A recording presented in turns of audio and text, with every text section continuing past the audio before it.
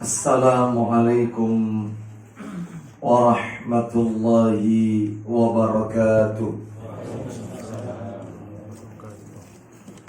Alhamdulillah alladzi bini'matihi tatimmus shalihat wa ashhadu an la ilaha illallah wahdahu la syarika lah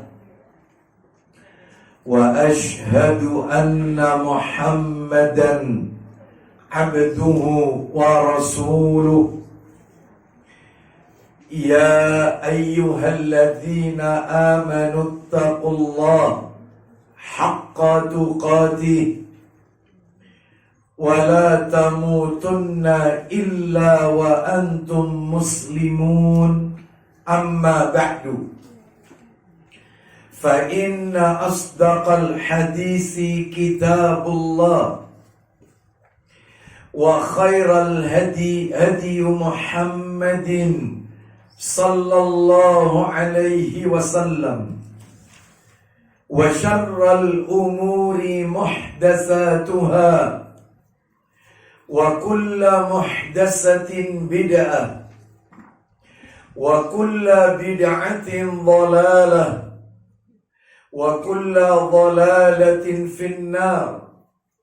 Ikhwan wa akhwati fillah, bapak-bapak, ibu-ibu, kaum muslimin dan muslimah, jamaah majelis taklim Baiti Jannati yang semoga dimuliakan oleh Allah Subhanahu wa ta'ala.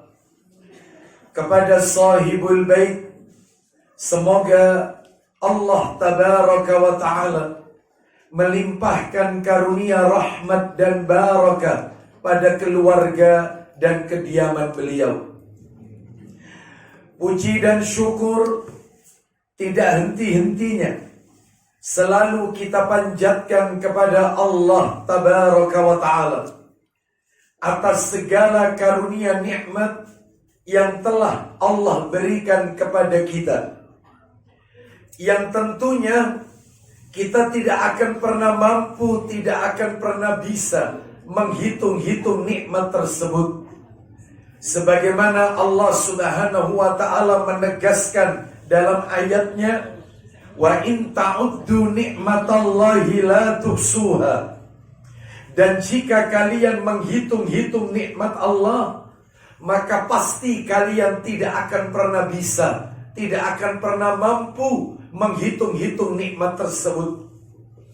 Allah Subhanahu wa ta'ala tidak pernah memerintahkan kita untuk menghitung-hitung nikmat tersebut.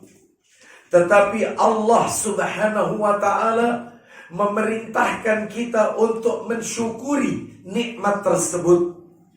Allah berfirman di dalam ayatnya di surat Al-Baqarah ayat 152, fadhkuruni adhkurkum washkuruli wala takfurun. Maka ingatlah kalian kepadaku, niscaya aku akan mengingat kalian. Bersyukurlah kalian kepadaku, dan janganlah kalian ingkar, kufur kepadaku. Dalil ini sebagai bukti perintah untuk mensyukuri nikmat Allah Subhanahu wa ta'ala. Semoga kita semua dijadikan oleh Allah hamba-hambanya yang syakirin, yang pandai bersyukur atas nikmat yang Allah karuniakan kepada kita.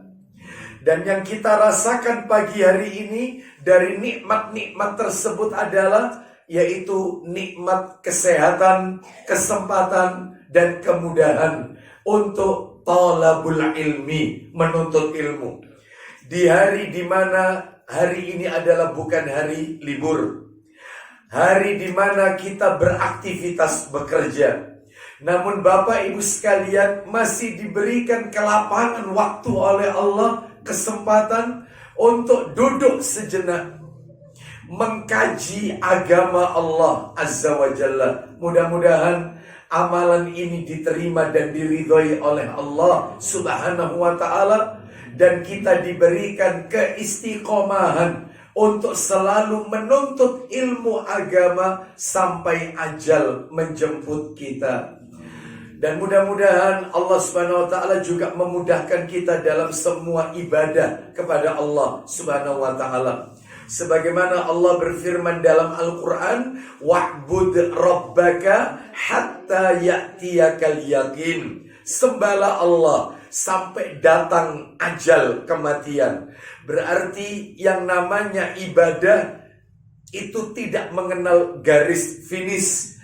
Ibadah itu tidak mengenal momen, waktu-waktu tertentu. Tidak. Sampai kapanpun, usia berapapun, sampai ajal, maka kita tetap, hingga menjelang ajal, kita tetap beribadah kepada Allah Subhanahu wa ta'ala. Nah, salah satu bentuk ibadah itu adalah menuntut ilmu. Bapak Ibu sekalian, rahimani wa rahimakumullah.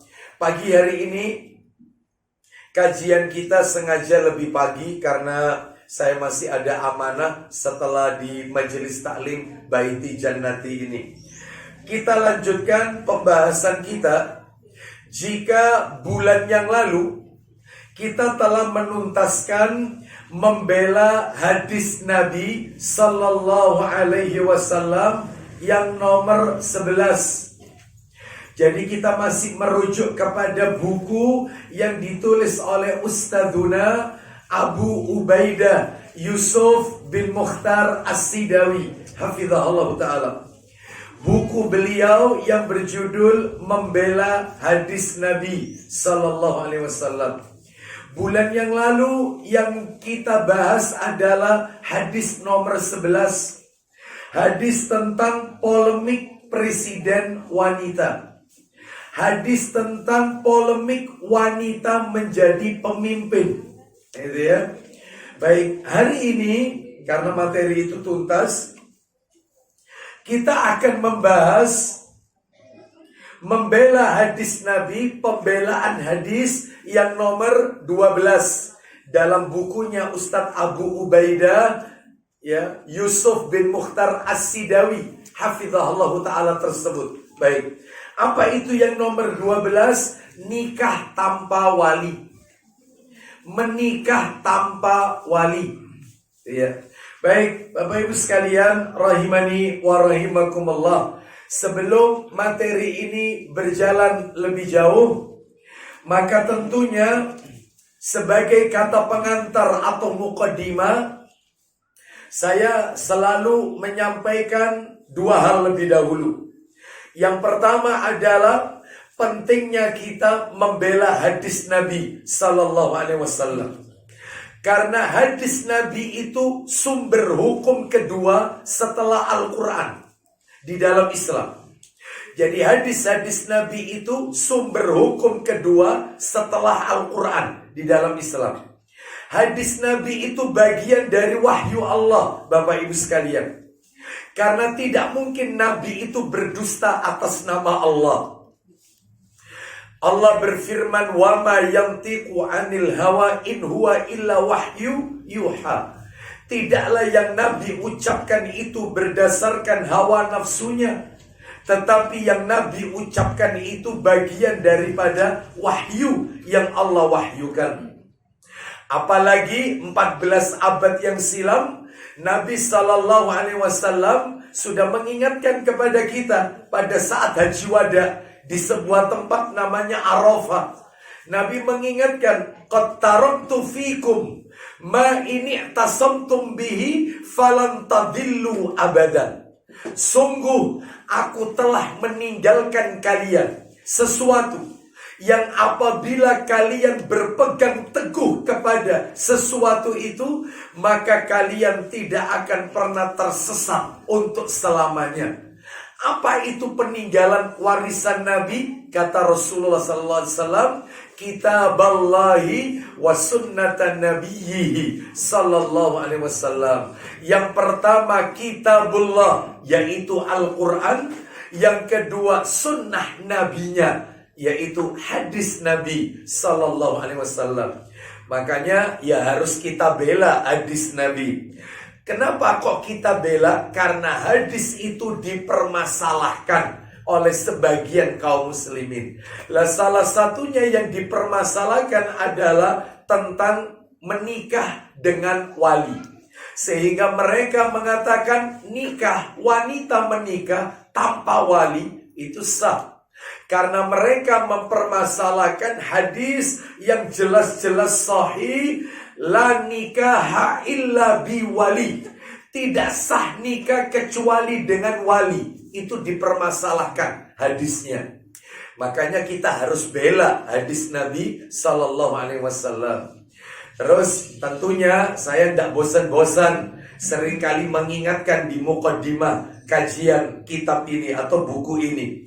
Sebagaimana perkataan para ulama, salah satunya Al-Imam Ibnul Qayyim Al-Jauziyah rahimahullah. Beliau berkata, al-jihadu bil hujjati wal burhani muqaddamun alal jihadi fi sabilillah bisayfi wassinan. Artinya berjihad dengan hujah. Jihad dengan hujah. Hujah itu argumentasi. Dan burhan. Burhan itu memberikan keterangan, penjelasan. Itu muqaddamun, lebih dikedepankan, lebih diutamakan ketimbang jihad dengan pedang dan panah. Itu. Jadi jihad dengan argumen itu lebih dikedepankan, ya. Nggak usah main fisik, nggak usah. Dalil aja. Ya, dengan dalil, dengan hujah itu jauh lebih baik. Ya, seperti itu. Baik.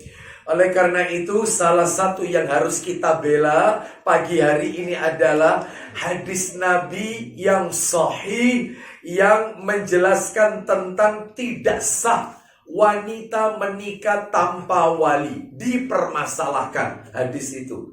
Sehingga judulnya di bukunya Ustadz Abu Ubaidah hafizahullah ta'ala ini adalah nikah tanpa wali.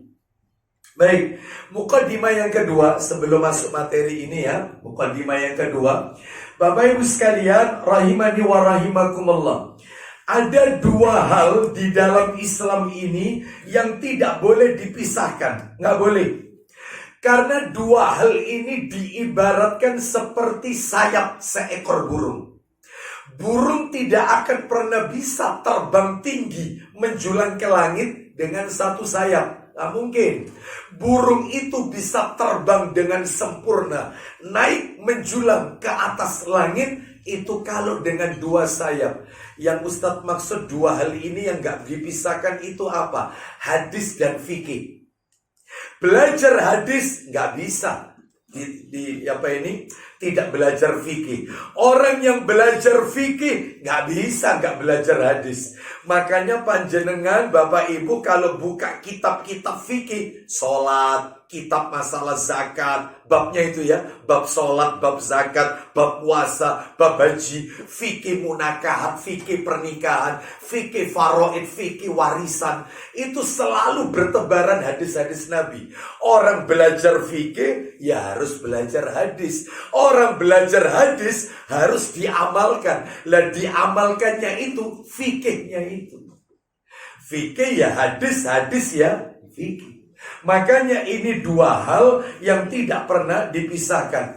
Makanya Ali bin Madini rahimahullah, seorang ulama yang terkenal di masanya, beliau mengatakan, Ali bin Madini rahimahullah, beliau mengatakan, saya terjemahkan langsung, mempelajari fikih ya adalah separuh ilmu. Mempelajari hadis itu juga separuh ilmu. Ya. Orang belajar fikih, hukumnya apa ini? Ya, misalnya Bapak Ibu sekalian, hukum tentang sholat Idul Fitri, itu kan fikih. Hukum sholat Id, ya, ada yang mengatakan hukumnya sunnah. Hukumnya sunnah karena yang wajib itu cuma 5. Mana dalilnya? Hadis bunyinya. Ya, orang belajar fikih harus pakai hadis. Apa dalil yang mereka pakai yang mengatakan Idul Fitri itu hukumnya sunnah? Hadis, riwayat Muslim. Ketika Nabi ditanya, wahai Rasulullah, Apa yang diwajibkan di dalam Islam ini? Nabi mengatakan sholat 5 waktu. Subuh, zuhur, asar, maghrib, isya. Itu. Lalu kemudian setelah itu tidak ada. Kecuali kau mau mengerjakan yang sunnah. Berarti selain yang 5 ini sunnah. Lah mereka pakai dalil ini. Sedangkan ulama lain beda lagi pendapatnya. Idul Fitri, Idul Adha itu hukumnya wajib. Sehingga nggak sholat itu dosa. Kalau hukumnya sunnah nggak sholat nggak apa-apa. Tapi kalau ini wajib dosa berarti. Loh dalilnya mereka pakai apa? Dalilnya mereka mengatakan apabila sholat id itu. Hadis ini. Riwayatnya Abu Dawud. Apabila sholat id, Idul Fitri, Idul Adha jatuh di hari Jumat. Mereka yang setelah mengerjakan sholat id hari raya, maka mereka boleh tidak mengikuti sholat Jumat bagi laki-laki. Sedangkan sholat Jumat bagi laki-laki hukumnya wajib. Kata mereka, mana mungkin kalau sholat Idul Fitri itu sunnah bisa menggugurkan sesuatu yang wajib Jumatan.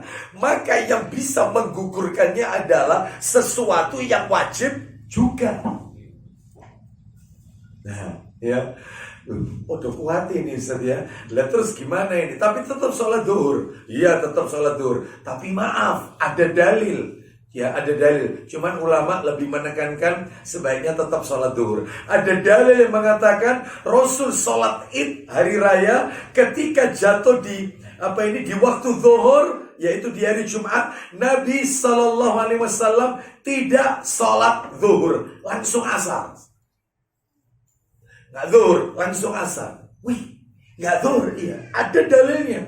Tetapi ulama lebih menekankan sebaiknya tetap sholat zuhur. Bisa jadi ini kekhususan untuk Rasul Sallallahu Alaihi Wasallam. Tetap sholat, meskipun tidak sholat Jumat. Jadi kembali ke materi kita, orang belajar hadis ya butuh diamalkan. Diamalkan itu fikih. Orang belajar fikih butuh hadis.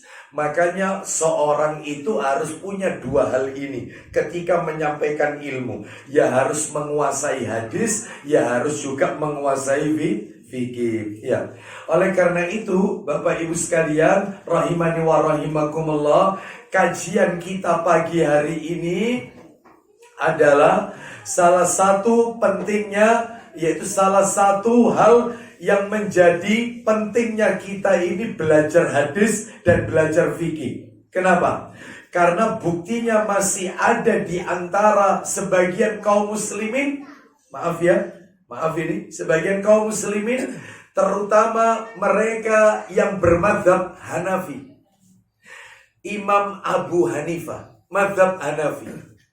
Bapak Ibu nggak usah kaget, madzhab Hanafi mengatakan nikah wanita menikah boleh nggak pakai wali, tanpa wali.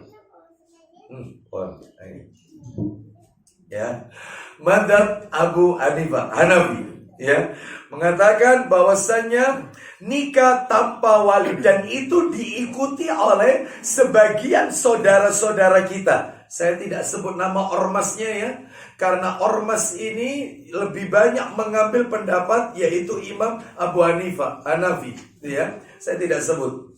Kalau saya menyebut Syafi'i jelas ya. Ya kemana kan gitu ya. Kalau saya menyebut Hanafi jelaslah kemana ini ya. Baik, Bapak Ibu sekalian, oleh karena itu maka pentingnya belajar hadis dan pentingnya belajar fikih. Ya. Nah, sekarang agar materi kita tertata dengan baik, ya, yang kita bahas ini pembelaan hadis nomor 12 ini tentang nikah tanpa wali, ya. Yang pemahaman ini dianut oleh sebagian saudara kita yang bermadzhab Hanafi. Saya bagi 2 materinya. Supaya enak belajarnya. Urut. Yang pertama saya akan sampaikan akar permasalahan. Akar permasalahan.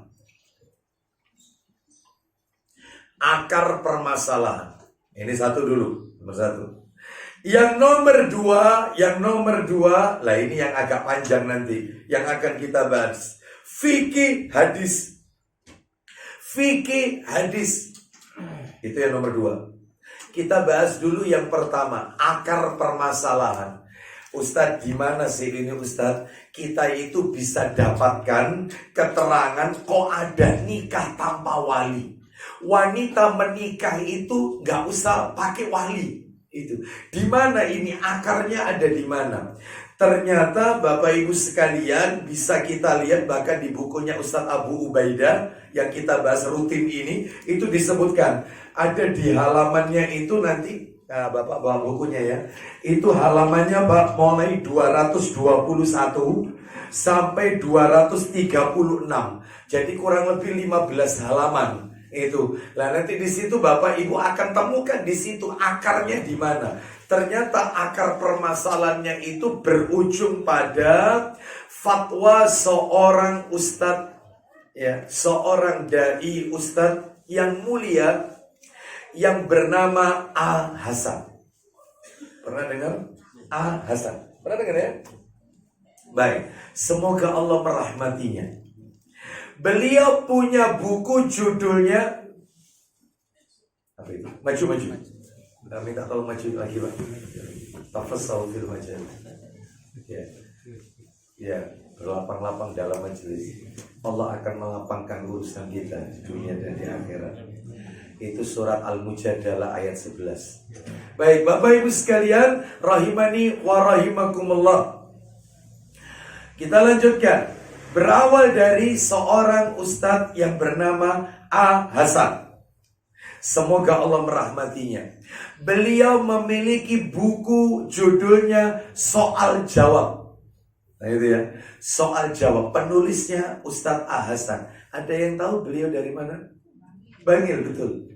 Bangil. Persis kalau nggak salah ya. Persis. Soal Jawab. Di buku beliau halaman 245 sampai 247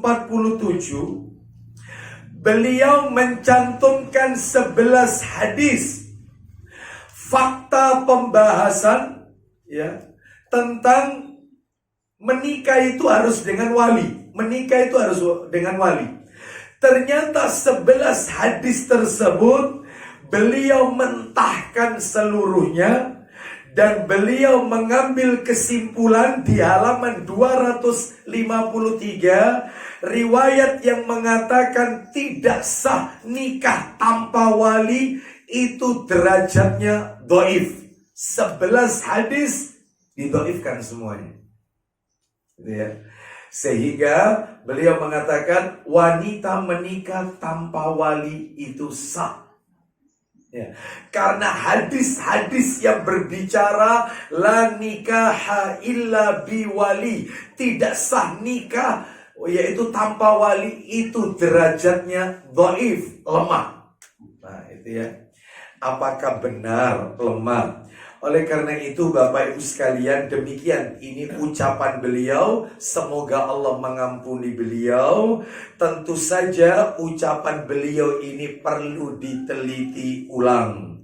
Kenapa? Karena ternyata para pakar ahli hadis, ya, para pakar ahli hadis mengatakan hadis ini sahih. Seperti Syekh Muhammad Nasiruddin Al-Albani rahimahullah, dan juga Ibnu Hajar Al-Asqalani rahimahullah, lalu kemudian juga pakar-pakar ahli hadis sekali berdunia sudah mengatakan hadis ini sahih.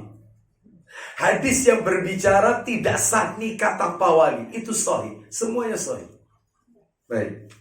Oleh karena itu, mari kita dudukkan salah satu hadis yang mengatakan nikah tanpa wali itu tidak sah. Itu ada banyak. Saya sebutkan 2 saja. Saya tunjukkan 2 saja Bapak Ibu. 2 hadis yang sahih. Karena tadi kan ada 11 ini ya. Ini saya sebutkan 2. Mudah-mudahan 2 ini mewakili yang lain. Saya tunjukkan 2 dalil yang mengatakan tidak sah menikah tanpa wali. 2 dalil. Dua-duanya sahih. Ternyata dua-duanya ini dikatakan dhaif oleh Ustadz A. Hasan. Ini Ya, lah masalahnya di situ. Makanya kita harus melakukan pembelaan terhadap hadis Nabi yang didoifkan, padahal sahih.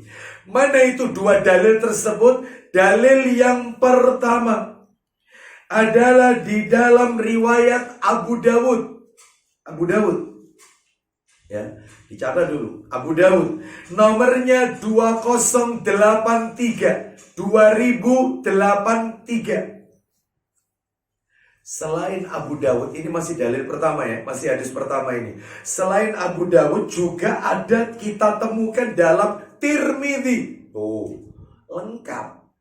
Abu Dawud meriwayatkan, Tirmidzi meriwayatkan. Ya. Tirmidzi nomor 1102, 1102. Hadisnya sama nanti, sama. Cuman saya sebutkan supaya kita tahu ternyata banyak ulama-ulama hadis yang meriwayatkan ini. Saya ulang, Abu Dawud 2083, Tirmidzi 1102. Saya tambahkan lagi, Ibnu Majah. Oh, kitabnya ada di samping kita, Abu Dawud, Ibnu Majah, ya. Tirmidzi ada di dalam, itu jilid 1 kalau nggak salah. Nanti bisa dicek sendiri. Ya, kita lihat ini, Ibnu Majah. Nomornya 1000, ini nomor cetakan terjemahan. Cetakan terjemahan 1536, 1536. Kalau nomor aslinya 1879, nomor asli. Yang kita baca nanti cetakan terjemahan 1536. Ayo kita dengarkan bagaimana bunyi hadis yang sudah kita tulis tadi. Nomor-nomornya Abu Dawud, Tirmidzi, Ibnu Majah. Abu Dawud boleh pakai Abu Dawud. Ya, jilidnya jilid 1 kalau tidak salah itu Pak Agus. Ya. Nomor berapa? 20 berapa tadi? 83. 2083. 2083. Kita dengarkan. 2083. An Aisyata radhiyallahu anhuma qalat qala Rasulullah sallallahu alaihi wasallam. Silakan. Diriwayatkan oleh Aisyah radhiyallahu anha, ia berkata bahwa Rasulullah sallallahu alaihi wasallam bersabda, ayyuma imra'atin nakahat bighairi idni mawaliha fanikahuha batilun. Tuh, silakan. Setiap wanita yang menikah tanpa izin dari walinya, maka pernikahannya batal. Dan Rasulullah mengulanginya 3 kali. Tuh, seperti itu. Seorang wanita yang menikah tanpa izin walinya, maka pernikahannya adalah batil. Tidak sah. Masih ada kelanjutannya. Fa in tashajaru fasultanu waliyun man la waliya lahu. Silakan. Apabila ia telah menggaulinya, maka wanita tersebut berhak mendapatkan mahar atau mas kawin. Teruskan. Apabila terjadi perselisihan, maka sultan atau penguasa adalah wali bagi mereka yang tidak mempunyai wali. Nah, seperti itu. Nah, nanti kita jelaskan. Jadi kalau terjadi perselisihan, di antara salah satu perselisihannya si bapak tidak setuju. Lalu kemudian si wanita sudah terlanjur cinta sama laki-laki itu. Tidak setujunya bapak itu tidak punya alasan yang syar'i.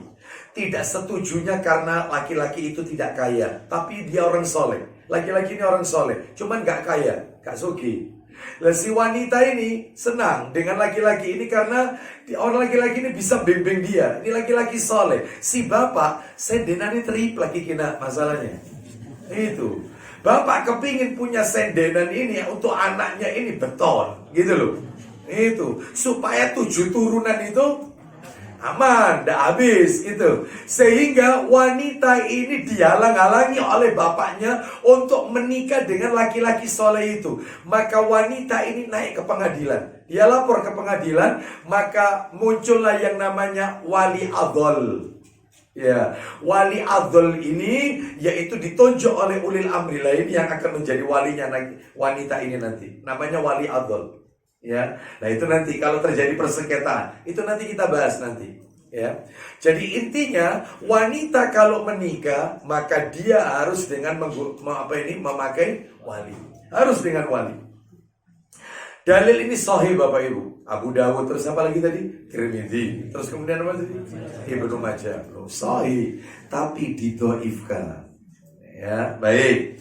Kita lanjutkan. Jadi hadis ini sahih, tidak ada keraguan di dalamnya. Ya. Adapun Ustadz Al-Hasan, semoga Allah mengampuninya, beliau mengatakan dalam soal jawabnya halaman 253, hadis yang kita dengarkan, yang dibaca Pak Agus tadi, dianggap lemah. Iya, seperti itu. Padahal seluruh ulama mengatakan ini sahih. Baik. Sekarang kita lanjutkan hadis nomor 2. Hadis nomor 2. Yang sahih, yang dipermasalahkan kesohiannya, padahal sahih. Hadis yang kedua sama, riwayat Abu Dawud, mirip kayak tadi. Abu Dawud nomornya 2085. Kalau tadi 2083, ini 2085. Terus Tirmidzi.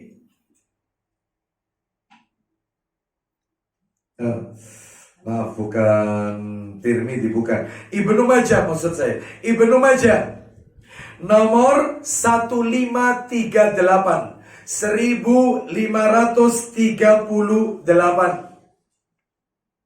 Ya, 1538. Ayo kita dengarkan yang Abu Dawud 2085 dari sahabat Abu Musa. An Abi Musa Al-Ash'ari radhiyallahu anhu qala Rasulullah sallallahu alaihi wasallam. Silakan. Diriwayatkan oleh Abu Musa Al-Ash'ari, ia berkata, Ya. Sesungguhnya Rasulullah sallallahu alaihi wasallam bersabda. Ya. Tidak Kita dengarkan. Hadisnya pendek. Kalau ditulis di papan tulis itu tidak lebih dari 10 cm. Pendek hadisnya.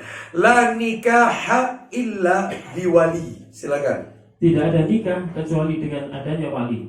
Tidak sah pernikahan kecuali dengan wali. Tidak sah nikah kecuali dengan wali. Baik. Ternyata hadis ini juga dipermasalahkan dalam buku Ustadz Al-Hasan soal jawab halaman 253. Beliau mengatakan hadis ini katanya dilemahkan oleh Ibnu Hibban. Sedangkan para ulama ahli hadis mengatakan ini sahih. Baik. Kesimpulannya Bapak Ibu, sebelum masuk materi nomor 2 yang agak panjang. Kesimpulannya, pembahasan ini adalah berdasarkan hadis yang sahih. Tidak ada keraguan di dalamnya. Apalagi didukung riwayat-riwayat yang masih banyak lagi. Banyak riwayat yang lain. Lah nanti kita tambahkan riwayat yang lain. Semuanya sahih. Baik. Sekarang kita akan masuk materi nomor 2. Fikih hadis. Penjelasan hadis tentang tidak sah nikah tanpa wali. Penjelasannya ada 12 poin. 12 poin. Ya. 12 poin terkait penjelasan tidak sah nikah tanpa wali. 12 poin. 1. Yang pertama ini. Nikah tidak sah kecuali dengan keberadaan wali. Nikah tidak sah kecuali dengan keberadaan wali. Titik. Wanita tidak mempunyai hak. Ini kelanjutannya ini. Masih nomor 1. Wanita tidak mempunyai hak untuk menikahkan dirinya sendiri. Meskipun janda. Meskipun janda. Kaiso. Nikah sakar video. Bisa. Tetap harus pakai wali. Wanita tidak mempunyai hak untuk menikahkan dirinya sendiri. Titik. Wanita juga tidak boleh, nggak boleh mewakilkan. Wanita juga tidak boleh mewakilkan kepada selain walinya. Nggak boleh. Wong walinya masih hidup. kok ternyata dia minta seorang ustadz untuk menikahkan dia, ya, tanpa izin walinya. Nggak boleh. Saya ulang, wanita tidak boleh mewakilkan kepada selain walinya untuk menikahkannya. Tak boleh. Itu. Jika tetap ia lakukan, nekat ini, tak pakai wali, nikah, maka pernikahannya tidak sah. Dalilnya banyak, kita sebutkan semua. Nikahnya nggak sah. Saya tanya kepada Bapak Ibu, laki-laki itu kalau menikah butuh wali tidak? Yang butuh wali siapa? Butuh wali laki-laki? Sekarang bisa nggak? Bisa. Ya, udah ya, bisa. Kita lanjutkan. Ya. Ya. Laki-laki kalau mau menikah setelah istrinya wafat, butuh masa iddah tidak? Wanita kalau ingin menikah lagi harus selesai masa iddah atau tidak? Ya. Kita lanjutkan. Ya. Jadi jika nekat dia lakukan, maka pernikahannya tidak sah. Dalil satu, dalilnya. Ini masih penjelasan nomor 1 ya. Dalilnya yang pertama, Al-Quran surat An-Nur ayat 32. Al-Quran surat An-Nur, surat nomor 24. Ayatnya ayat 32. An-Nur 32. Surat An-Nur ayat 32. Itu ada di awal-awal itu. Allah Ta'ala berfirman, An-Nur 32. Kita dengarkan murotalnya. Allah berfirman,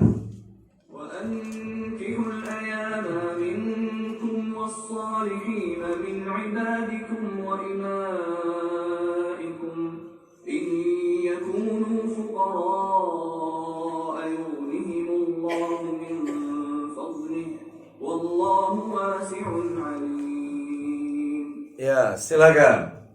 Dan kawinkanlah orang-orang yang sendirian di antara kamu. Itu poinnya di situ. Dan nikahkanlah orang-orang yang masih membujang di antara kalian sendirian, termasuk seorang janda. Artinya dia tidak memiliki pasangan, sendirian. Nikahkan. Berdasarkan ayat ini berarti mereka harus dengan wali, orang yang menikahkan. Nah itu. Terus dan juga dan orang-orang yang layak menikah dari hamba-hamba sahayamu yang lelaki dan hamba-hamba sahayamu yang perempuan. Baik. Dalil ini menunjukkan menikahkan mereka berarti harus dengan wali. Lanjut. Kalau mereka miskin, jika mereka miskin, nah inilah. Kalau mereka misalnya miskin tapi anaknya soleh, ya, keluarganya miskin, maka Allah akan memampukan mereka dengan karunia-Nya, dan Allah meluas pemberiannya lagi maha mengetahui. Allah akan memberikan kemampuan kepada mereka. Nah, seperti itu, ya. Ternyata lah kalau sudah menikah masih miskin, Ustaz, bagaimana? Ya nikah lagi. Karena nikah itu kunci rezeki. Ya ini dalilnya. Orang menikah itu akan Allah berikan karunia. Seperti itu. Ya. Ternyata masih miskin juga. Nikah lagi. Yang keberapa Bali? 3. Masih miskin juga. Nikah lagi sampai 4. Ya. Masalahnya siapa yang mau kan gitu ya, katanya Pak Agus ya.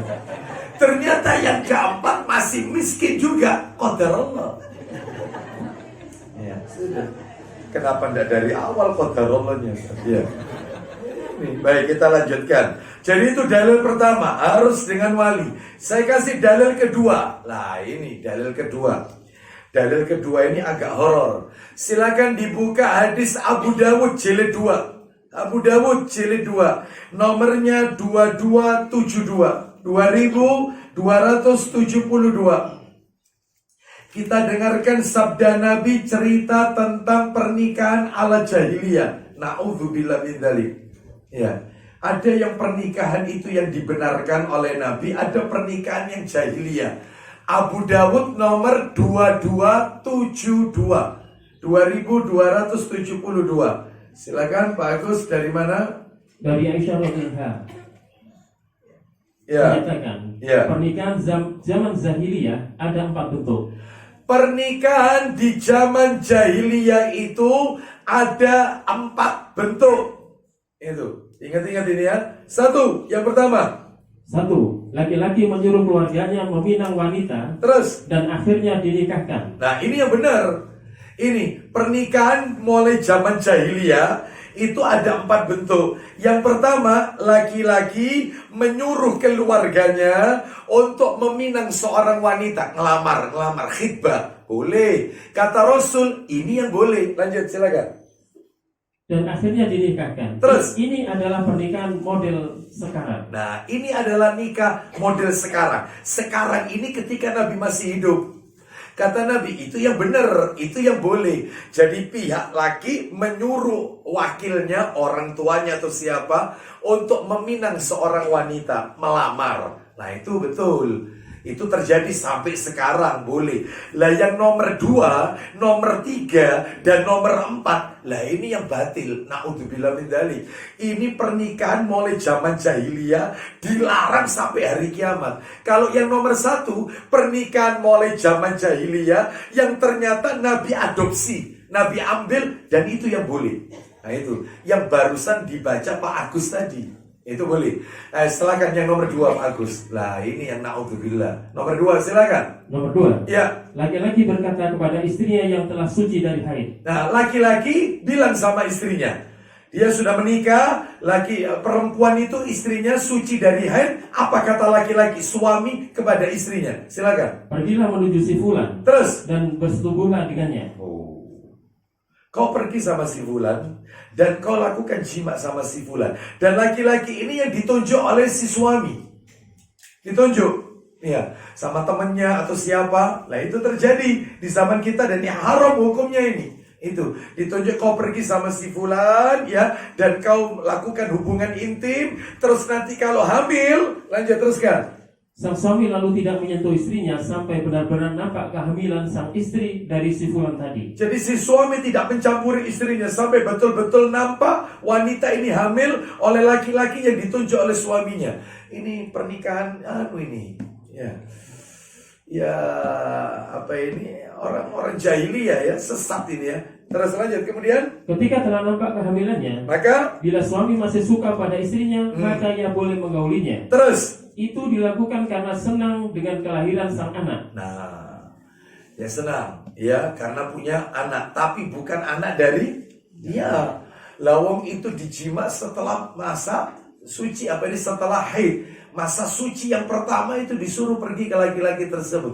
Lah ini haram hukumnya, haram. Ini nomor 2. Terus kemudian nikah semacam ini dinamakan nikah istibdad. Nah, terus atau nikah bersetubuh dengan orang lain. Lanjut, nomor 3. Nomor 3, sekumpulan orang yang berjumlah kurang dari 10 menyetubuhi seorang wanita. Nah, kurang dari 10 orang laki-laki menjima satu wanita. Lanjut.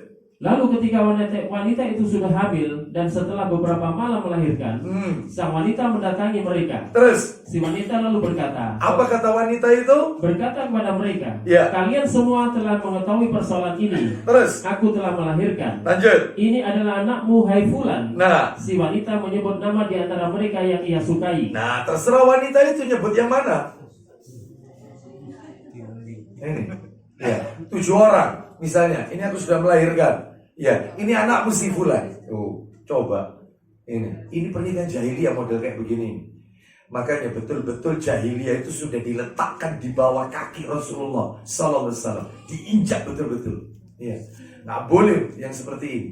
Terus kemudian lanjut. Sang anak kemudian dinisbatkan kepada orang yang namanya disebut. Nah, seperti itu. Padahal belum tentu anak si fulan itu. Lanjut teruskan terakhir. Na'udzubillah min dzalik. Nomor 4. Silakan. 4. Orang banyak berkumpul, Lalu mereka semua menyetubui seorang wanita. Terus, Sang wanita pun tidak menolak orang yang mendatanginya, lalu, karena ia termasuk pelacur terus. yang menancapkan bendera sebagai tanda bahwa ia telah mempersilakan orang yang berminat kepadanya. Naudzubillah min dzalik. Terus, Ketika sang wanita hamil dan melahirkan, Ya. mereka semua berkumpul di dekat wanita dengan mendatangkan paranormal. terus. Kemudian mereka menisbatkan anak menurut pandangan mereka. Nah, Orang yang ditunjuk tidak boleh menolak. Nah, orang yang ditunjuk sama paranormal, si dukun ini nggak boleh menolak. Tambah lebih parah, pakai media dukun. Sudah zina plus sirik. Ya, baik. Itulah 4 model pernikahan di zaman jahiliyah. 1 dipakai. Apa itu yang nomor 1 tadi? Yaitu mengutus utusan untuk meminang seorang wanita, lalu kemudian dinikahi wanita tersebut. Lah ini boleh dilamar, khitbah. Baik, berarti dalam hal ini nikah ini dengan wali, harus ada walinya. Saya tambahkan lagi dalil yang lain. Coba dibuka dalilnya, disebutkan di dalam. Nah ini hadis riwayat Abdur Razzaq, kitabnya tidak ada, tapi saya bawa bukunya. Hadis riwayat Abdur Razzaq disahihkan oleh Syekh Albani rahimahullah dalam kitab Al-Irwa di nomor 1858 1858 ya. Hadis yang akan kami bacakan ini ada di buku yang ada di tangan saya ini, Bapak Ibu. Jadi buku ini adalah kitab Arab yang sudah diterjemahkan dalam bahasa Indonesia. Judul aslinya buku ini, judul aslinya Isyratun Nisa Minal Alif Ilal Ya. Judulnya unik. Isyratun Nisa Minal Alif Ilal Ya. Diterjemahkan panduan lengkap nikah dari A sampai Z. Kan kalau huruf ya, kita kan A sampai, sedangkan huruf hijaiyah alif sampai ya, yaitu judulnya Minal Alif Ilal Ya. Dari A sampai Z. Oh, buku ini bagus Bapak Ibu. Ini menjelaskan dari awal sampai terakhir talak dan seterusnya. Lengkap di dalam buku ini. Lah di dalam buku ini hadis yang akan kami baca itu tercantum di halaman 158 di buku ini 158. Saya bacakan saja, di mana Rasulullah sallallahu alaihi wasallam bersabda, la nikaha illa biwali wa syahidaini adlin. Kata Nabi SAW, tidak sah nikah kecuali dengan keberadaan wali. Gak sah nikah tanpa wali. Dan 2 saksi yang adil. Loh, ada tambahan, pakai saksi. Hadisnya riwayat Abdur Razzaq, disahihkan oleh Syekh Albani rahimahullah. Sahih. Ya, seperti itu. Jadi ini dalil, yaitu yang nomor berapa berarti tadi? Dalil yang ke-3. Baik, saya cukupkan sampai di situ. Saya tambahkan satu lagi supaya lengkap. Keempat, dalil keempat, minta tolong Pak Agus Ibnu Majahnya dibuka jilid 2. Nomornya 1539. Ibnu Majah 1539. Jadi saya kasih dalil 4. Yang pertama tadi Quran An-Nur ayat 32. Betul ya? Yang nomor 2 Abu Dawud nomor 2272. Tadi barusan kita dengar tadi model-model pernikahan jahiliyah tadi, zaman jahiliyah. Yang ketiga adalah hadis riwayat Abdur Razzaq. Tadi sudah saya sebut, nikah itu tidak sah kalau tidak pakai wali dan 2 orang saksi. Nah sekarang saya tambahkan satu lagi terakhir, Ibnu Majah 1539 dari Abu Hurairah radhiyallahu an. Silakan Pak Agus. Dari Abu Hurairah radhiyallahu an, ia berkata bahwa Rasulullah SAW bersabda, isinya, seorang perempuan tidak boleh menikahkan perempuan yang lain. Terus, dan seorang perempuan tidak boleh menikahkan dirinya sendiri. nggak boleh. Terus, sesungguhnya perempuan yang berzina adalah yang menikahkan dirinya sendiri. Nah, wanita pezina itu wanita yang nikah karpe dewe. Nggak ada wali-walian ini. Ya, seperti itu. Ya, baik. Jadi hati-hati ini ya, Bapak Ibu sekalian, rahimani wa rahimakumullah. Sekarang kita lanjutkan yang nomor 2. Betul ya, nomor 2 ya? Penjelasannya nomor 2. Nomor 2. Wali wanita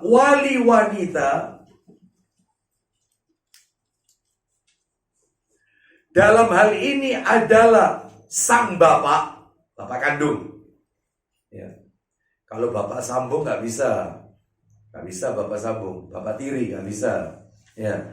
Wali wanita dalam hal ini sang bapak kandung boleh mewakilkan orang lain untuk menikahkan putrinya, boleh diwakilkan.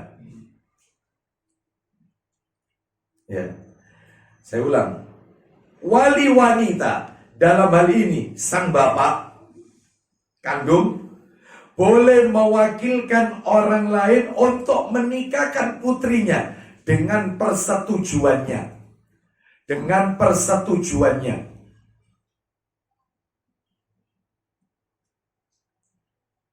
Ya, seperti terjadi kemarin, ya. Saya diminta untuk menikahkan. Jadi bapaknya taukil wali dulu ke saya di hadapan penghulu, ya. Karena KUA tanya, yanti yang menikahkan bapak sendiri? Tidak, saya wakilkan ke Pak Ustadz. Oh iya, Mbok ya dinikahkan sendiri toh juga ini putrinya. Hendak soalnya saya maunya nikahnya pakai bahasa Arab. Oh ya sudah, kalau begitu, ya. Katanya kawannya, ayo sudah, monggo taukil wali, saya saksikan. Saya yang bernama Fulan bin Fulan memasrahkan kepada bapak untuk mengawinkan dan menikahkan anak kandung saya yang bernama, pasrah saya, wali saya, wakil saya kepada bapak. Saya terima, ya saya nikahkan. Ya, seperti itu. Jadi maharnya mobil maharnya. Ya rezekinya perempuan itu dapat jodoh, masya Allah, maharnya mobil. Ya, lah saya itu bingung begitu masuk, ya, kok ada mobil diikat pakai tali pita. Wah, ini kayak Ustaz ya. Astagfirullah. Wah, jangan-jangan doorpress. Ya, biasanya gandengannya doorpressnya umroh kalau kayak gini ya. Nggak taunya itu mahar, masya Allah. Ya rezeki ya, rezekinya wanita itu. Kita lanjutkan. Jadi, ya, lah kalau nggak bisa nyetir biar di sekolah karena ya. Wali wanita boleh diwakilkan, boleh asalkan orang tuanya setuju. Itu nomor 2. Nomor 3, ini fikih ya, ini pendapat para ulama, yaitu jumhur ulama. Langsung kita lanjutkan. 3, jika si bapak mempersulit putrinya. Nah ini, jika si bapak mempersulit putrinya karena memberikan syarat yang sulit diwujudkan. Sulit, syaratnya ini dari bapaknya. Ya. Sebenarnya bapaknya tidak senang, tapi ngasih syarat yang aneh-aneh. Contohnya kayak apa ini ya? Kamu boleh nikahi anak saya, tapi kamu harus apa? Begitu ya. Syaratnya apa? Bikin 1000 candi. Ya itu. Ya. Jadi mempersulit. Loh Ustadz, sebentar. Ini sebelum dilanjutkan. Ada yang tanya ke saya kemarin. Ada yang tanya, Ustadz boleh enggak wanita itu ketika menerima pinangan seorang lelaki, dia itu memberikan syarat? Boleh. Dan memang seharusnya begitu memang. Dan itu ada dalilnya itu Bapak Ibu, hadis Bukhari yang menghalalkan farji, kemaluan seorang wanita itu menjadi halal adalah dengan syarat. Makanya laki-laki yang meminang wanita itu harus berkata, apakah kau punya syarat untuk saya? Ataukah mahar yang kau minta? Loh, mahar itu berarti yang menentukan perempuan. Ya yes. Supaya jelas gitu, ya yes. Itu bukan laki seenaknya mahar 20.000. Jadi kalau wanita itu berkata, iya, saya minta mahar 10 juta. Selesai. Itu, loh itu 10 juta itu beda gedung sama catering, beda. Itu habis untuk gedung, untuk catering, untuk makan. Ini khusus untuk dimiliki wanita itu. Ustaz ceramah gini gak apa-apa, gak biar Ustaz. Sekadu. Tapi bukti ini saya kata bukan awet toh. Awet. Ya, betul tidak Pak ya? Makanya kata Rasulullah, pernikahan yang paling barokah itu yang paling ringan maharnya. Tapi itu wanita loh yang nentukan. Maaf bapak-bapak, wanita itu. Makanya yang punya anak perempuan, sampaikan. Dia punya hak untuk nentukan. Aku mau nanti maharnya sekian juta. Kalau Rasul gimana sih Ustaz? Kita pengen nyontoh Rasul aja. Rasul itu berapa sih maharnya? Rasul itu maharnya ke istri-istrinya 12 ukiyah. 12 ukiyah itu setara dengan, kalau dirupiahkan, setara dengan, saya baca bukunya, artikelnya siapa ini, Ustadz Raihanul Bahrain, hafidhah muslim.org.id, sama rumaiso.com, Ustadz Muhammad Abdul Wasikal, hafidhah ta'ala. 12 ukiyah itu setara dengan 15 juta. 15 juta di zaman itu. Jadi kalau ada wanita misalnya, terus berapa mahar yang kau inginkan? Wis terserah, apapun itu saya terima. Masya Allah. Ya, yang kita cari yang model kayak gini. Apapun, ya terserah. Tapi kalau dia nentukan, itu makanya jangan terlalu tinggi. Akibatnya nanti banyak lelaki membujang yang tidak mau menikah karena wanita terlalu pasang target terlalu tinggi. Kalau tidak menikah, munculnya maksiat. Banyak melakukan onani, banyak zina, banyak macam-macam. Masyarakat menjadi kacau. Makanya bagi wanita jangan terlalu pasang mahar terlalu tinggi. Semampunya aja. Dilihat, oh ngelamar teko nggawa mobil, bawa, oh ya, mampu lah, mampu ya. Langsung aja tentukan berapa maharnya. Terus selain mahar, yang kedua, laki-laki harus nawarkan. Adakah syarat yang kau berikan untuk saya? Boleh. Kalau sang ayah bilang begini, saya minta tolong sama kamu, saya terima lamaranmu, dan mudah-mudahan ini jodoh, diridhoi oleh Allah. Cuman saya punya syarat sama kamu. Apa syaratnya Bapak? Karena ini anak semata wayang, saya minta tolong jangan dibawa anak saya ini jauh dari saya. Tolong kalau kau ingin rumah-rumah sendiri, dekat sama saya. Cek iso nonton aku. Oh itu harus dipenuhi itu Ustaz. Ya iya, harus dipenuhi. Terus satu lagi syarat, tolong kamu jangan poligami. Kalau anakku masih mampu melayani kamu. Kecuali kalau anakku sudah gak mampu dan dia melakukan perbuatan durhaka, nusyus, maka itu terserah kamu. Kau mau ikuti atau enggak syarat ini? Saya ikuti. Kak Roni poligam. Kira-kira nikahnya batal Ustaz? Enggak batal. Tapi laki-laki itu dosa. Nanti di hadapan Allah dia akan diadili nanti. Laki-laki ini termasuk laki-laki zalim, mengingkari syarat. Oh kalau gitu mulai sekarang Ustaz. Ini anakku jangan kamu poligami. Wes kado. Ya, terlanjur. Ya, Bapak Ibu sekalian, rahimani wa rahimakumullah. Gak apa-apa ini. Ya, ngasih syarat boleh. Mahar itu yang menentukan itu wanita. Seperti itu Bapak Ibu. Itu ketentuannya. Kembali ke materi kita. Lah ini mempersulit, jelas ini. Saya ulang ya, nomor 3. Jika si bapak mempersulit putrinya dengan memberikan syarat yang sulit untuk diwujudkan, ya, itu sulit untuk diwujudkan, maka sikap wanita ini ada dua. Sikap wanita ini ada dua. Satu, yang pertama, memberikan nasihat kepada bapaknya dengan cara yang lembut. Pak, rezeki ini bisa dicari. Ya. Tolong kalau bapak misalnya pengen punya mantu yang kaya, memang dia bukan orang kaya, bapak ngasih syaratnya terlalu berat, tolong carikan pekerjaan. Carikan, iya harusnya gitu. calon mertua itu, pihak perempuan itu seperti itu. Saya tidak minta apa-apa sama kamu. Saya cuma minta sama kamu satu toh aja. Satu toh. Yang pertama, saya minta misalnya 2. Yang pertama, anak saya ini mulai kecil lahir sampai mau tak nikahkan sekarang, tidak pernah tak sentik, tidak pernah. Tak kepuk, tidak pernah. Tidak pernah tak cewek, tidak pernah. Tidak pernah. Saya cintai, saya sayangi. Sekarang tak kasihkan sepenuhnya ke kau. Tolong jangan sakiti dia, hati dan fisiknya. Nomor dua, saya minta sama kamu, tolong bawa anak saya sampai ke surga. Urusan kerja tak delek nomor. Itu mestinya mertua. Sanggup kita kayak begini? Urusan kerja, aku yang nyarikan kamu. Tak nyarikan. Asalkan bawa anak saya sampai ke surga. Dan jangan sakiti, jangan dipukul. Karena saya tidak pernah mukul anak ini. Oh gitu mesti. Ya. Jadi saya kalau ceramah gini dengar anak saya perempuan, nanti aku calonku ngunuk lupa. Ya tenang aja. Tapi syarat sih wakil.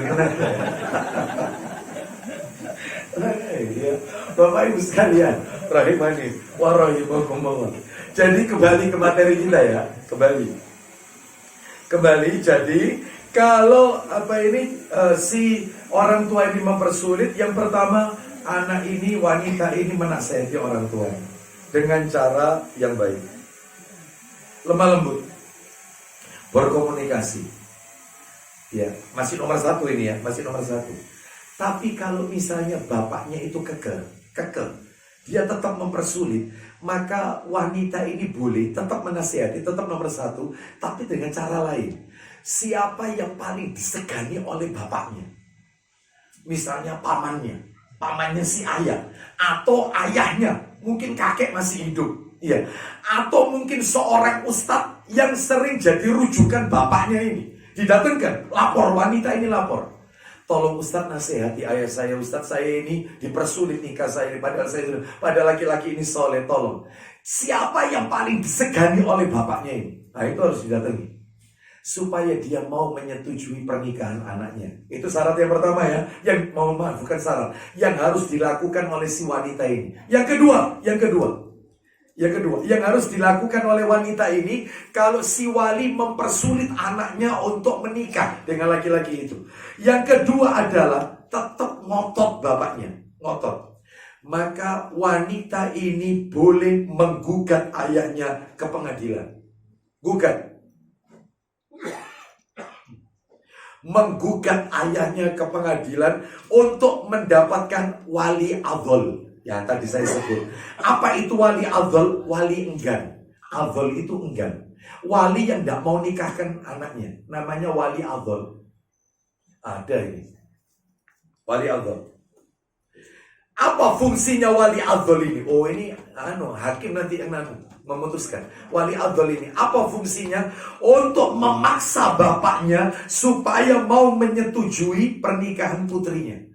Karena jelas setelah diteliti anaknya soleh, ya seperti itu. Anaknya juga kerja, mungkin bukan pekerjaan yang mentereng atau apa, tapi dia sanggup ngasih nafkah. Ya, agamanya muslim yang taat beribadah, ternyata dilarang karena memberikan syarat yang nggak masuk akal. Ya, yang sulit dipenuhi oleh laki-laki itu.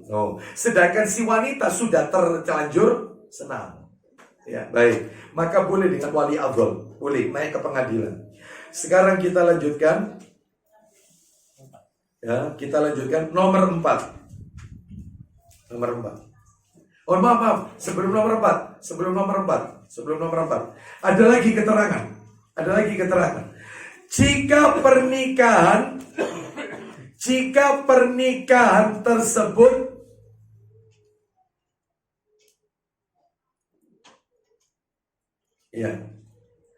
tetap terjadi, pernikahan tersebut tetap terjadi, sedangkan proses pengadilan memenangkan bapaknya, hakim memenangkan bapaknya, bukan ke anak ini, bapak yang menang. Ya sudah mbak, kamu gak bisa nikah sama laki-laki ini. Setelah pertimbangan kami, jaksa, hakim, ketok palu, tok, bapaknya yang menang. tapi anak ini nekat tetap nikah, maka dia melakukan zina. Zina. Zina, dosa besar. Nikahnya tidak sah. Nikahnya tidak sah. Kalau punya anak, anak hasil zina. Hati-hati. Gak apa-apa, bapak tidak mau datang, ya wis nak. Bapak setuju, bapak ridha, ya wis tak setuju. Tapi bapak tidak mau datang ke pernikahan. Gak apa-apa, tapi dia tetap setuju.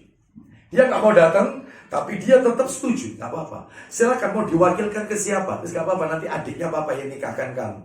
Cuman papa setuju, cuman papa tidak mau datang. Sudah, saya papa tidak mau lihat pernikahanmu, gak mau lihat, tapi papa setuju. Yang nikahkan biar adiknya papa. Nah, gak apa-apa, tetap jalan boleh. Boleh. Sah nikahnya. Tapi kalau tidak ada itu, tidak sah alias zina. Itu kalau sampai hamil, anak hasil zina. Kalau sudah lahir anak itu perempuan, ya, maka dia nggak dapat warisan kalau besar dari orang tuanya. Plus juga kalau menikah, bapak biologisnya tidak bisa jadi wali nikah. Kenapa? Karena anak ini muncul, benih itu ada tanpa restu ridho dari orang tua. Nah itu yang bahaya. Baru setelah punya anak, bapaknya lihat putu, ya Allah cek lucu nih si anakmu, ya wis bapak ridho, bapak senang. Adanya setelah ada itu, ridho itu ada setelah adanya anak. Hamil kedua baru itu sah. Ya. Apakah perlu nikah ulang? Ya. Apakah perlu dinikahkan ulang? Maka kata para alim ulama, tidak perlu nikah ulang, cukup bertobat kepada Allah Azza wa Jalla. Seperti itu. Ya, baru itu anak yang sah yang berikutnya. Hati-hati ini ya. Baik, nomor 4. Nomor 4. Urutan wali nikah. Wali nikah ada 6. Urutan wali nikah ada 6. Harus urut Ustaz? Iya, harus urut. Tolong kandung. Bapak dan ke atas, bapak ke atas. Bapaknya bapak. Bapaknya bapak. Oh, terus ke atas. Atas terus. Kakek. Terus ke atas pokoknya. Itu bisa jadi wali nikah. Ya, jadi wanita kan punya bapak. Orang tua kan, ayah kan. Lah ayah itu nomor 1. Nomor 1. Kalau ayah tidak ada, cari yang atasnya ayah, yaitu kakek berarti. Ya, cari yang atasnya lagi kalau masih hidup. Itu nomor 1. Nomor 2, wali nikah ini. Nomor 2, anak dan seterusnya ke bawah. Anak bisa jadi wali nikah. Anak laki-laki, ya, anak laki-laki. Seorang janda, dia tidak punya bapak, bapaknya meninggal. Naik ke atas kakek tidak ada. Ya, sudah. Terus kemudian setelah itu dia punya anak. Dia punya anak laki-laki, ya sudah anak laki-lakinya. Dan anak laki-laki ini sudah balik, maka boleh jadi wali nikah untuk mamanya. Boleh. Anak dan seterusnya ke bawah. Berarti kalau ke bawah apa berarti? Cucu. Terus ke bawah. Itu boleh. Nomor 3, saudara kandung laki-laki. Saudara kandungnya perempuan ini, yang laki-laki. Saudara kandung. Loh, yang didulukan itu yang mana Ustaz? Nanti tak tunjukkan. Ini urutannya. Ya. Saudara kandung laki-laki, saudaranya wanita itu. Yang nomor 4, paman dari pihak bapak. Saudaranya bapak yang laki-laki. Pak D atau Pak L. Entah kakaknya bapak, entah adiknya bapak. Kandung loh ya, kandung. Saudara bapak. Berarti paman kan ya? Paman. Ini, laki-laki. Itu nomor 5 Ustaz ya. Nomor 4 itu urutannya. Iya, nomor 4 itu. Yang nomor 5 adalah yaitu wala. Apa itu wala? Orang yang merdeka, yang ditunjuk. Ya seperti kalau di situ ada seorang ustadz, tolong Ustaz nikahkan putri saya. Nah, tolong Ustaz nikahkan wanita ini. Mana keluarganya atau walinya? Ini Ustaz, anaknya. Anaknya nanti taukil wali ke Ustaz. Nah, itu boleh. Lah ini si Ustaz ini adalah, dalam hal ini wala. Wala ini adalah orang yang merdeka, ya, bukan budak. Ya, bukan budak. Dalam hal ini, siapapun itu, kita semua bisa dimintai untuk menikahkan. Terus yang keenam, jika semua tidak ada, gak ada ini yang nikahkan. Jadi wanita ini kehilangan semua walinya. Ya, anak laki tidak punya, paman tidak punya dari bapak, sudah ya. Terus kemudian setelah itu kakek tidak punya, saudara kandung dulur lanang tidak punya, sudah. Ustadz atau siapa yang mau nikahkan dia tidak ada juga. Maka jika semua tidak ada, yang memegang perwaliannya adalah hakim atau orang yang mewakilinya, seperti pegawai KUA, kantor urusan agama, yang resmi ditunjuk oleh ulil amri, KUA resmi.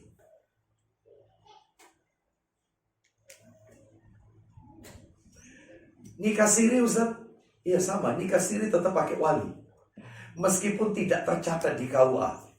Ya, sebenarnya tidak ada istilah nikah siri, itu tidak ada. Nikah kok siri, rahasia. Iya, lah kalau nikahnya siri berarti zinanya terang-terangan berarti.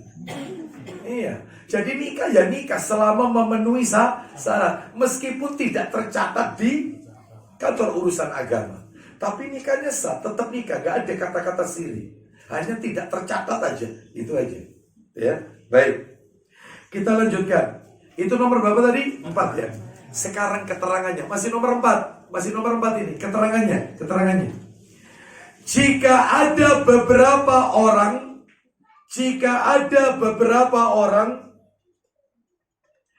yang berasal dari jalur hubungan yang sama, saya ulang, jika ada beberapa orang yang berasal dari jalur hubungan yang sama, semuanya hidup semua ini. Ya, wanita ini punya bapak, wanita ini punya paman, dulure bapak. Wanita ini juga punya saudara laki-laki. Ya, wanita ini juga punya kakek. Wih, ada semua ini. Maka kalau ada semua, maka yang didahulukan adalah, lah ini yang penting ini. Ini kaidah ini. Diingat-ingat, kalau ada semua, yang didahulukan adalah yang lebih dekat dengan wanita tersebut, yang paling dekat, yang langsung hubungannya dekat sama wanita itu. Jadi tidak ada penghalang, langsung dia dengan wanita itu. Nah itu. Siapa kalau begini? Misalnya ada semua, bapak hidup, kakek hidup, dulure bapak ada, saudara kandung, ayah, bukan kakek, karena bapak langsung ke anak. Ya, tak kasih contoh lagi. Misalnya ada saudara kandung, ya, saudara kandung, dulur anak, saudara kandung, sama saudaranya bapak. Ada paman, ada saudara kandung. Cuman bapak tidak ada, bapak meninggal. Yang hidup itu saudara kandungnya ayah sama saudara kandungnya wanita ini. Itu kalau wanita ini menikah, yang paling dekat dengan wanita ini siapa? Saudara kandung yang dekat-dekat, masing-masing, atau adiknya wanita ini yang laki-laki, itu yang paling berat. Ya, makanya paman berkata, itu kalau misalnya wanita, paman aku nikahkan, kau nak duit dulur lanang, punya saudara laki, itu yang paling kuat, itu yang paling dekat. Aturannya begitu. Itu kecuali nanti kalau saudaramu itu tidak mampu, ya wis kamu tak nikahkan, larinya ke atas. Paham sampai di sini ya? Yang paling dekat sama wanita itu. Ya, baik. Nomor 5.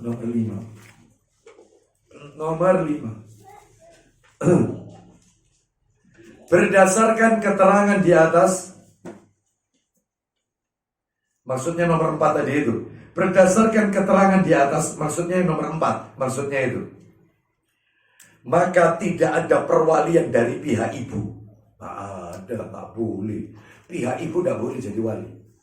maka tidak ada perwalian dari pihak ibu atau saudara perempuannya ibu. Nggak boleh. Pokoknya saudaranya ibu yang laki-laki nggak boleh jadi wali. Dulur kandung ibu laki-laki, berarti Pak D atau Pak L dari ibu nggak bisa jadi wali. Yang bisa itu yang dari jalur laki, dari bapak.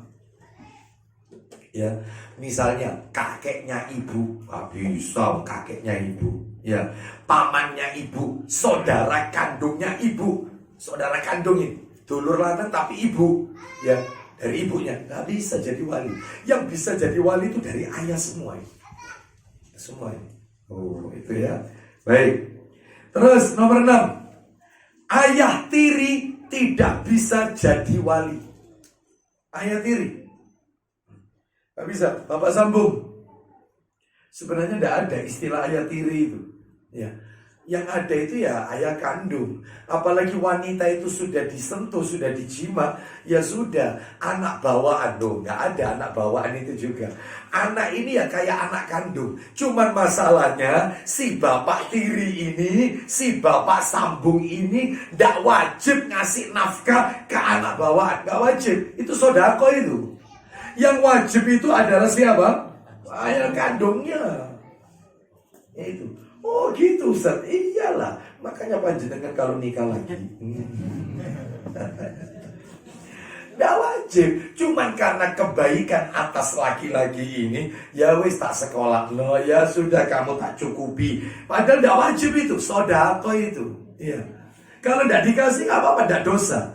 Warisan nggak dapat warisan. Kalau istri dapat. Ya, dapat istri. Anak bawaan nggak dapet, ya. Kita lanjutkan. Kita lanjut. Ya. Ayah tiri tidak bisa jadi wali. Ya, terus nomor 7. Apalagi bapak adopsi, bapak angkat. Ya, wong anak itu dulu masih kecil ditemukan. Ya, masih bayi dan tidak sempat disusui 5 kali penyusuan. Maka ketika menikah, kok bintinya diikutkan ke bapaknya, bapak adopsi, nggak boleh, nggak dapat bau surga, tidak akan mencium aroma wanginya surga, nggak boleh. Lah terus kalau tidak ada bapaknya, binnya diikutkan siapa? Nggak pakai bin, nggak pakai binti, hanya namanya tok, nggak pakai. Terus yang siapa yang nikahkan? Waliha hakim, KUA, negara yang akan mengurus. Nomor 7, tidak boleh mendahulukan wali yang jauh. Nggak boleh. Tidak boleh mendahulukan wali yang jauh, sementara wali yang dekat masih ada ketika akad nikah. Nggak boleh. Lah kok yang jauh? Ya, kakeknya nikahkan, bapaknya meninggal, tapi dia punya saudara kandung. Ya mestinya saudara kandung. Jangan karena tua, sudah eyang aja, eyang. Ya manggilnya eyang ya. Eyang aja yang nikahkan. Nggak boleh, karena ada yang lebih dekat sama wanita ini, saudara kandung. Nomor 8, wajib memperhatikan urutan perwalian dalam nikah. Wajib memperhatikan urutan perwalian dalam nikah. Wajib. Harus urut. Siapa dulu, urut. Tolong dihafalkan tadi. Berapa tadi? Berapa orang tadi? 6 ya, 6. Itu urut-urutannya itu, 6. Nomor 9. Anak perempuan dari hasil zina. Anak perempuan, tidak ada istilah anak jadah, tidak ada. Anak haram, tidak ada. Anak itu suci. Ya. Anak perempuan dari hasil zina tidak memiliki bapak. Dia tidak punya bapak. Kan kasihan, makanya zina itu dampaknya itu panjang. Kasihan anaknya. Panjang, secara psikologi kasihan. Ya Allah, kok kenapa ya papaku sehat, tidak bisa nikahkan aku. Dia lupa, dia tidak tahu. Kalau dulu papanya pacaran sama mamanya, terus sampai hamil. Ini, nah si papa nggak ngomong sama si anak perempuan. Ya, saya pernah ya kayak begini ini. Kenapa nggak Bapak dulu? Ya maaf ini Ustaz, ya aib Ustaz, saya begini dulu begini. Dulu jahil Ustaz, nggak ngerti ilmu. Akhirnya ya karena pergaulan bebas. Makanya Ustaz saya nggak cerita sama anak saya. Wis tak bilang Bapak nggak mampu nak ngelepas kamu nak. Wis tak wakil lo ke Ustaz aja. Oh itu. Padahal ceritanya kayak gitu. Jadi dalam hal ini anak perempuan hasil zina ini tidak punya bapak. Bapak biologis titik tadi ya titik. Bapak biologis bukanlah bapaknya. Bapak biologis ya memang anak itu kan lahir dari percampuran antara sperma dengan sel telur. Tapi itu di luar pernikahan. Makanya bapak biologisnya bukanlah bapaknya. Bukan. Karena di luar pernikahan. Karena itu tidak boleh dinasabkan kepada bapak biologisnya. Tidak boleh. Bintinya itu tidak boleh. Nah nanti kalau anaknya nuntut ilmu, maka pasti ketahuan. Oh, saya dulu itu ternyata hasil dari hubungan. Makanya kok saya tidak dikasih bin. Waktu nikah tidak dikasih binti. Oh, ya sudahlah. Mudah-mudahan Allah ampuni. Ya Allah ampuni dosa orang tuaku ya Allah. Nah itu. Ya, karena sudah taklim, sudah tahu, ya tidak boleh dinasabkan kepada bapak biologisnya. Terus kita itu dengan demikian, oh rentetannya panjang, kasihan nih. Dengan demikian, wanita itu atau anak itu tidak memiliki keluarga dari pihak bapak, punya dulur dari bapak.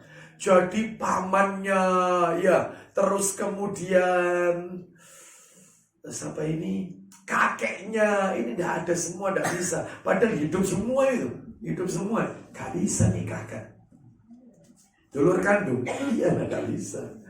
Maka walinya adalah KUA. Walinya adalah pejabat KUA. 11.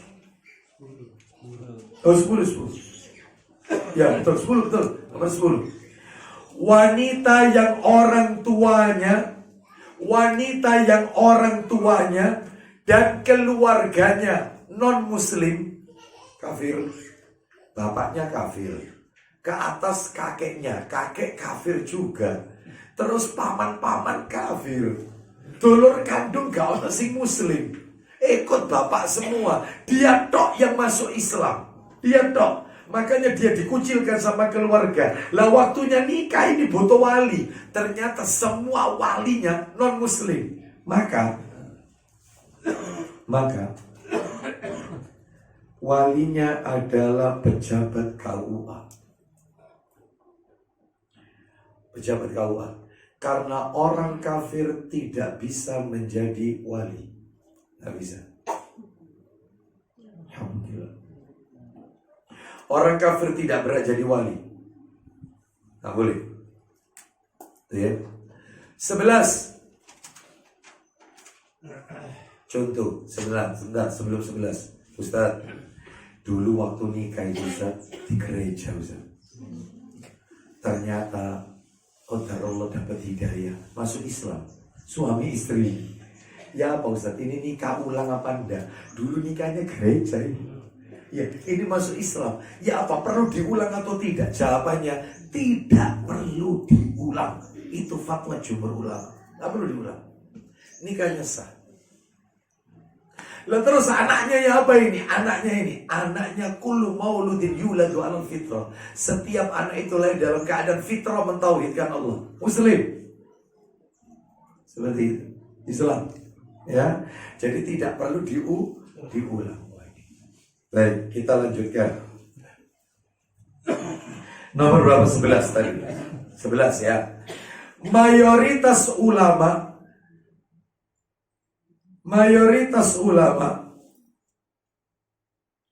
membolehkan anak yang sudah balik. Saya ulang. Mayoritas ulama membolehkan anak yang sudah balik menjadi wali nikah bagi ibunya. Anak laki-laki nikahkan ibunya. ibu nikah nopo ana ambe Abu Aslam. Repot. Ya, ini sedangkan si ibu ini masih punya paman. Ya enggak boleh. Apa ini? Gimana lebih dekat mana? Paman sama anak? Anak lah, anak. Ya boleh. Anak. Ya, itu. Seperti ya, ternyata ibunya ini sudah umur 70 tahun. Itu, wes sepuh. Bahkan pini sepuh. Ya tinggal Abu Aslamnya mau apa enggak kan gitu ya. Baik, kita lanjutkan ya. Kita lanjutkan. Ya. Misalnya ini masih muda gitu loh. Ini ya. Anaknya melarang, "Ustaz jalan bu, boleh sampai ditinggali terus ngeceramah terus." Seperti itu. Kita lanjutkan 12. Ada 5 syarat sahnya nikah. 5 syarat sahnya nikah. Nikah itu sah kalau 5 syarat ini terpenuhi. Dikurangi 1, tidak sah. 5-5-nya harus masuk semuanya. 5 syarat sahnya nikah. 5 syarat sahnya nikah. 1. Yang pertama. Ini yang terakhir ya, poin terakhir nomor 12 ini. 5 syarat sahnya nikah. 1, ya, ta'yin az-zawjain. Ta'yin az-zawjain. Itu ditulis Arab apa Latin? Oh Latin ya wis, apa apa. Teata, koma, ta'yin. Ta'yin az-zawjain. Apa artinya ta'yin az-zawjain? Menyebutkan secara rinci individu pasangan yang dinikahkan. Menyebutkan secara rinci. Menyebutkan secara rinci. Ta'yin, dijelaskan rinci individu pasangan yang mau dinikahkan. Harus ini. Itu rinci. Jadi tidak boleh orang itu nikahkan begini. Saya nikahkan Anda, saya nikahkan engkau dengan putri saya. Loh, sopo anaknya banyak ini. Dia punya 4 perempuan. Loh, yang mana ini? Itu harus jelas. Saya nikahkan Anda dengan putri kandung saya yang bernama, sebutkan. Ternyata namanya misalnya Fatimah. Fatimahnya ada 2. Fatimahnya itu gak boleh Fatimah. Anakmu Fatimah ada berapa? Yang 2. Yang satunya Fatimah Fatimah Zahra, satunya Fatimah siapa gitu belakangnya. Ada nama anunya, bagusnya belakangnya. Maka harus jelas. Harus dijelaskan. Nah, itu ya. Baik. Jadi gitu. Yang menikahkan juga begitu, wakilnya harus jelas. Angkahtuka wazawajtuka makhtubataka ala ma amarallahu bihi min imsakin bima'rufin aw tasrihin biihsan. Ya akhi fulan bin fulan, bapaknya sebut fulan bin fulan. Ya. Angkahtuka wazawajtuka makhtubataka Fatimah binta, siapa nama bapaknya? Fatimah, putrinya siapa? Itu. Kalau Fatimah di belakangnya itu ada namanya lagi, Fatimah siapa, binti atau binta siapa nama bapaknya, baru disebutkan ya. Mauliyata abiya atau mauliyata akhiha bitazwijiha minka, karena wakil bapaknya untuk menikahkan kamu dengan mahar Rp1.000.000 halal, 1 juta rupiah halal. Selesai. Karena setuju 1 juta. Dan tolong kasih cash. Jangan 1 juta dipakai hiasan burung-burungan itu. Apa yang ditanya tuh taruh di dinding. Jadi yang perempuan ini nonton, oh ya Allah, gak bisa dimanfaatkan. Jangan menyusahkan. Wah, mahar itu kasihkan. Loh Ustaz, meskipun seperangkat alat sholat boleh, karena seperangkat alat sholat itu juga ada nilainya, ada harganya kalau dijual. Seperti itu, tidak apa-apa. Itu, ya. Jadi tolong kasihkan gitu loh. Lah ini enggak. Ini maharnya mata uang. Mata uang ini loh, tahun berapa sudah enggak kepake lagi. Receh lagi. Ada enggak yang model-model gini? Jangan. Wong mahar konser, tiket konser Coldplay. Iya. Ustaz kok tahu, dikasih tahu saya. Iya. Ini kan maksiat ini Coldplay ini ya jelas mendukung LGBT ya. Itu jangan ya. Jadi mahar itu yang syar'i gitu loh. Ya. Saya tidak punya apa-apa Ustaz kecuali hafal surat Al-Ikhlas. Ya wes tak nikahkan dengan surat Al-Ikhlas ya. Tapi bukan hanya hafal, tahu konsekuensi dalam surat Al-Ikhlas itu, maknanya, artinya itu. Ada yang gaya-gayaan. Saya tanya, maharnya apa Mas? Tafsir Ibnu Katsir. Saya tanya, berapa jilid Mas? Ya semuanya berapa jilid? Ini Ustaz, sudah dikemas bagus maharnya itu. Loh berarti 12 jilid ini ya? Iya. Sampean sanggup setelah ini disebutkan menjelaskan mulai Al-Fatihah sampai An-Nas, ayatnya, terjemahnya, tafsirnya kepada istri Anda. Loh ya biar baca sendiri Ustaz. Ya harus dijelaskan. Jadi wajah deh. Nah ini loh, wajah gaya-gayaan itu loh. Ya sudah yang simpel aja. Yang simpel. Kenapa? Wakil. Kok wakil Abu Aslam 12 jilid ya. Mending saya nikahi sendiri ya. Nah, kita lanjutkan. Sekarang ini nomor 2. Syarat nomor 2.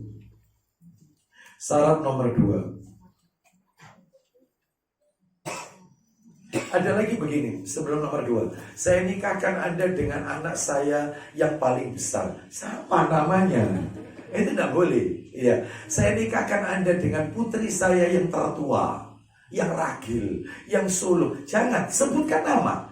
Terus siapa nama lengkapnya? Itu jelas itu. Nomor 1 syaratnya nikah itu. Nomor 2 adalah adanya keridhaan dari kedua mempelai. Gak boleh dipaksa. Gak boleh maksa. Gak boleh. Ya apa Nduk, kamu seneng tak setelah kamu lihat? Ya, tadi kan nadzor. Ya apa kamu serta? Insya Allah. Kalau Abi senang, insya Allah itu pilihan yang terbaik dari Allah. Oh, nurul. Ya, kalau misalnya gadis loh ini bukan janda, gadis itu dia mengatakan, aku kok tidak serge. Jangan dipaksa. Jangan. Nabi melarang orang memaksa anak perempuan untuk menikah yang dia tidak sukai.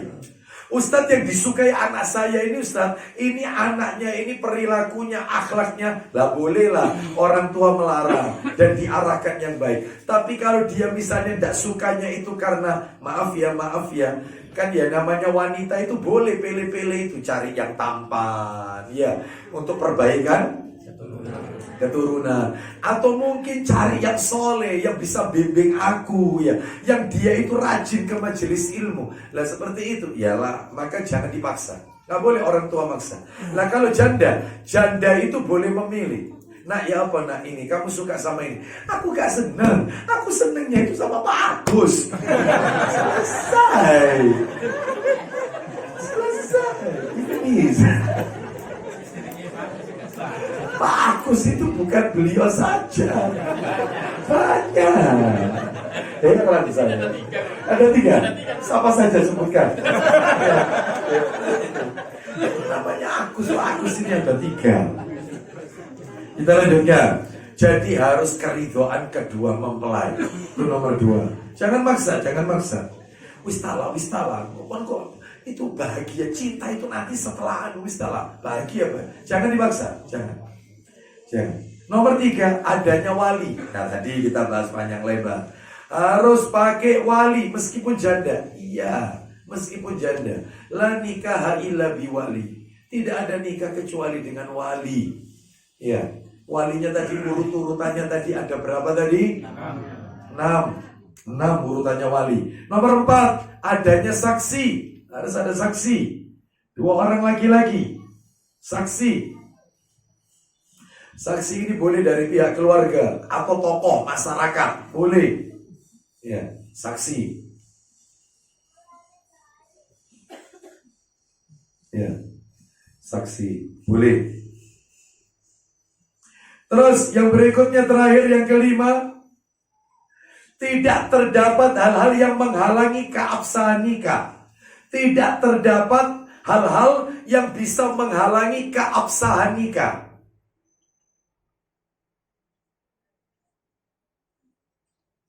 Contohnya, apa saja hal-hal yang bisa menghalangi nikah itu jadi tidak sah, menghalangi keabsahan nikah. Misalnya, ternyata kedua orang ini, laki perempuan ini, mahram.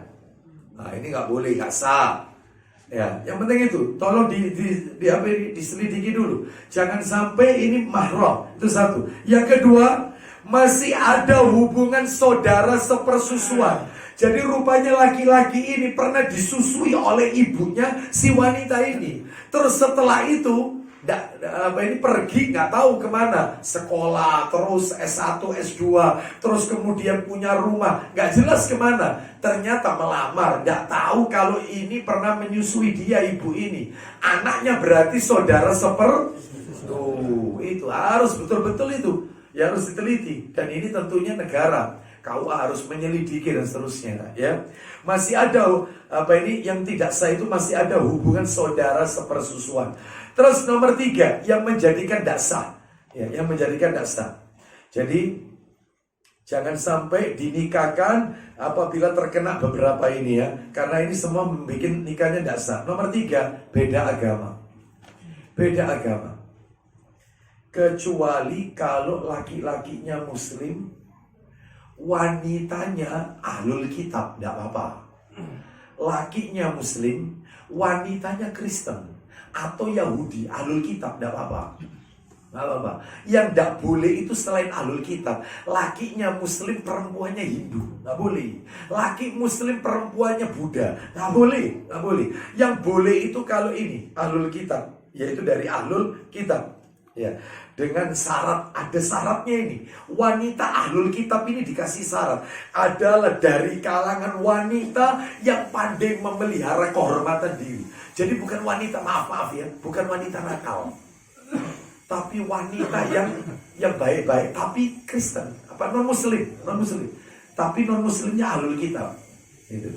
Dan yang lebih baik lagi adalah sesama muslim. Sebab kalau nanti punya anak, dikhawatirkan anaknya akan ikut agama ibunya nanti. Ibu punya pengaruh kuat nanti, ya. Sekalipun itu boleh, ya. Terutama kalau bisa ya masukkan Islam. Jadi akad nikahnya secara Islam. Nah, terakhir yang keempat, nikah itu harus dipastikan keabsahannya. Yang keempat, pastikan wanita itu tidak dalam masa iddah. Jadi misalnya janda, maka dalam hal ini pastikan dia tidak dalam keadaan masih iddah. Kalau masih iddah, tidak sah.